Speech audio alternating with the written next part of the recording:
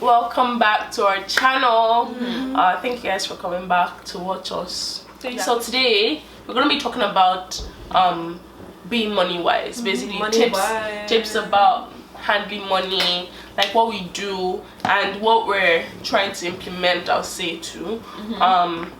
Yeah, and who wants to start this off? Me, I'll start. Me, I will start. Okay, first of all, Steph, if you make 1K a month, your expenses should not be equal to 1K a month. Yeah, your expenses should not pass 1K a month, because that's even more sillier than your expenses being equal to 1K a month. I feel like you should be able to live below your means so that you always have something to save. And then like saving, people see saving as I've had people say like, oh, what am I saving money for? I'm living in the moment. Like if you should die today, who is going to take your money? That's not the point. The point is literally for me to have and like, what if something happens? Like just have, not even from a mindset of what if something happened, just literally to be secure in yourself, like to be secure in your future. Just have an emergency fund, something that, oh, let's say if you need to make a purchase and like what you have is not up to what you budgeted, you have somewhere to like fall back on. Literally just having a savings account. And then what works for me, having a savings account, I was just doing this, and we literally have the same thing with our savings account. So in my bank account, like in my debit account with Scotiabank, what I have like a main account, right? And then I have like other accounts for different things. So I actually renamed them. So I have like a rent account, my savings account, like extra money account, house expenses. So literally once money hits my bank account, I take this part, put it in rent, take this part, put it in this place, take this part, like just put it in different places. So in the event that, okay, let's say I only have enough money for like rent, house, food, and then I don't have like any extra money, then in my mind I don't have any money. I might have money as far my rent account is a baller, but because I don't have any extra money, in my mind I don't have any extra money, because I don't know, I just don't know. That's just how it works for me. I'd rather put something aside. I know people are like, oh, like you have to like live in the moment. Living in the moment is important. You should go out, you should enjoy yourself. But you should not be enjoying yourself as if there's no tomorrow. As if there's no tomorrow. I'll just jump in since Nneoma and I kind of have the same thing. So for me, saving is key. Like when I started working, I just like apportioned some money. So like I basically save 50% of my income, whatever I make.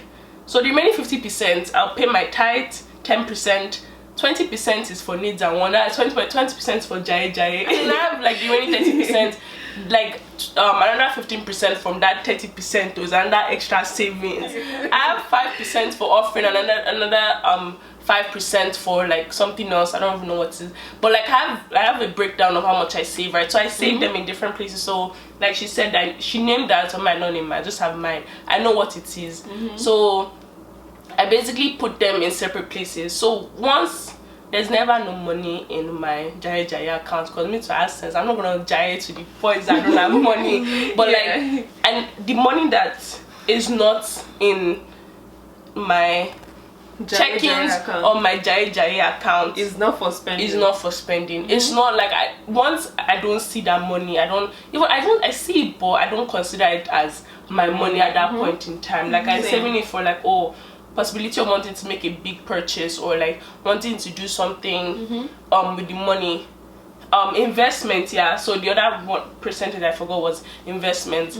Like I have like a certain amount coming out of my savings for investment, because extra income is always great, right? And then that's one thing that also, another tip for how to spend your money is to invest, because having that extra, like even if it's just 5 cents that they're going to be paying you on $1, like that's something, because you never know, like if you just leave that $1 in your account, nothing is happening to it. It's not going any way. So you're investing it in probably like mutual funds or stocks or something, which is something that we'll talk about in subsequent videos. But like, yeah, exactly, those things will help you build yourself, and then you help build your portfolio, right? Because once you start investing in little things, you are able to grow and invest in more expensive stocks, right, to build your portfolio. So yeah, so I'll say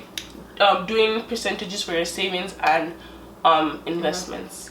I feel like you should be able to separate your needs from your wants. Actually, And like when it comes to like what they call it, spending money, you should spend money based on level of importance. Priorities. Yeah, priority. So like if you have rent to pay and you want to, let's say, go and eat out, come on, first of all pay your rent. If you now have money left over, you can now go and eat out. Oh god, you should be able to control your wants. Like I know you want this, you have the money to buy the want. Self-discipline is key. You get it. Like, but then the thing is, I don't even know where I saw this, but then the thing is, there are sometimes that your wants are more expensive. And like when you accumulate all the money that you spend on your wants, you could, if you invest that money, honestly, that money you can use it to build house. And like what Doyin said, you have to be disciplined. It does not mean because you have let's say from after what they call the money you're now meant to put in your savings, they're like, I'll put it back, I'll put it when I get this money. How are you sure that when you get that money you will still put it back? Do you understand? And another thing I want to say is you should learn to say no. If you don't have the money, there's no harm in saying no. Let's go, Anita. What do you say? Exactly, no, baby. Like, do you have food in your house? Yeah. There's rice at home. Exactly. If someone says, but then it's just $3, do you have that $3? You don't have. Don't count the money that is in your savings, like the extra money that you have. Do you have that $3 to spare? If you don't have that $3 to spare, then you're like, no, I don't have it. Because if you don't know how to say no, you run into debt before you know it. Before you know it, you're even going to borrow money you don't have.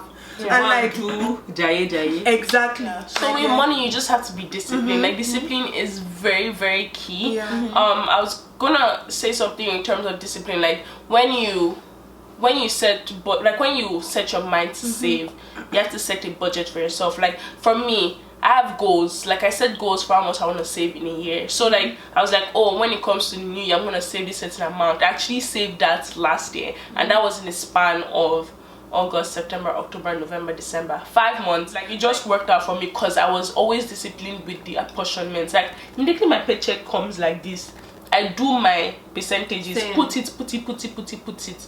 So I know what is mine to spend and what is mine to save or invest or and then so I'm just going to say, okay, first of all, so how Doyin was talking about like her own percentages, and she said that she puts aside like 50% of her income.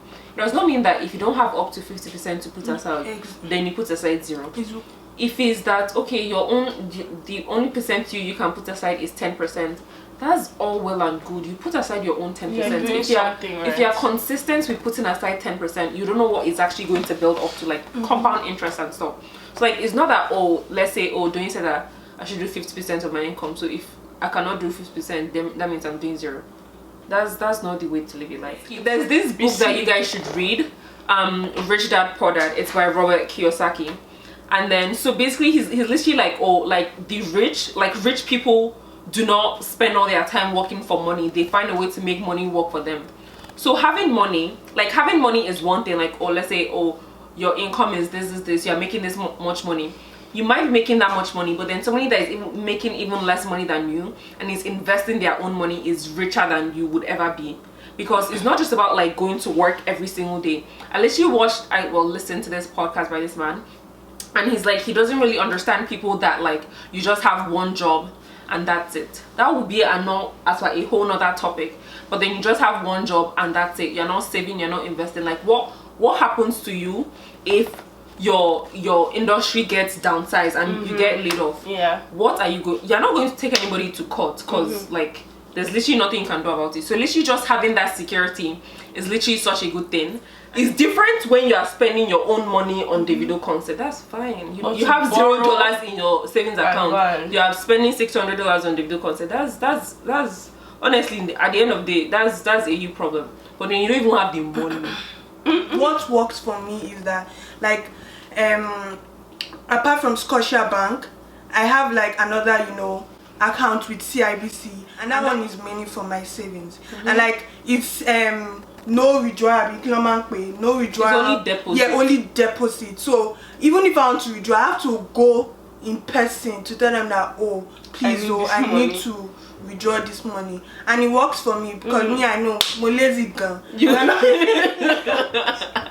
I will not stand up from my bed until IBC is not in front of my house to withdraw the money. To go to CIBC, and there's no way you can transfer the money from entirely the money from CIBC to Scotia Bank. It's just deposit kind of thing. So and that would, if you feel like you're not a disciplined person, that would help you build that discipline, right? Especially if the CIBC is opposite to your house, then maybe. But I guess a final point would also be like to have an accountability partner, someone that you can be accountable to. Like for me, like with my friends, when we need to save, because I have to go out though, so if you save money now, at least you know that you can also spend money to go and enjoy, right? So I was literally like, oh, let's all start saving money, like $50 every month. Put your money, we'll save it, you know, things like that. Like basically what I was doing when I was younger, right? So and that's what I do, you know, you help you save, help your friends save, right? Having someone that you can be accountable to, and also like getting advice from people. Like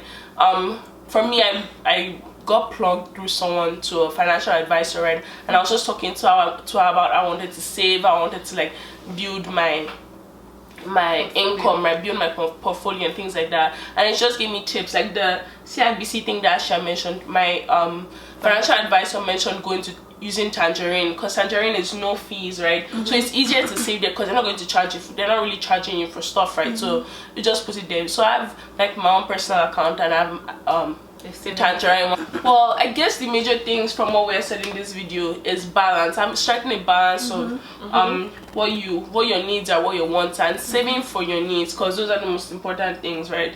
And then prioritizing your wants. And then also knowing that like little things build up, right? If you can't do 50% like me, you can start with 10%, you can start with 20%, and build up, right? Start small. Start small. Built in a day. Exactly. Start small and build up to where you want to. And we hope to see you guys saving more from tell this. Us about your and stories. Also, tell us how you started to save, and then if you're looking to start saving now, maybe tell us the tips that work for you, or ask us questions. Like, or you can even share some of your tips with us, because us too, we're just learners.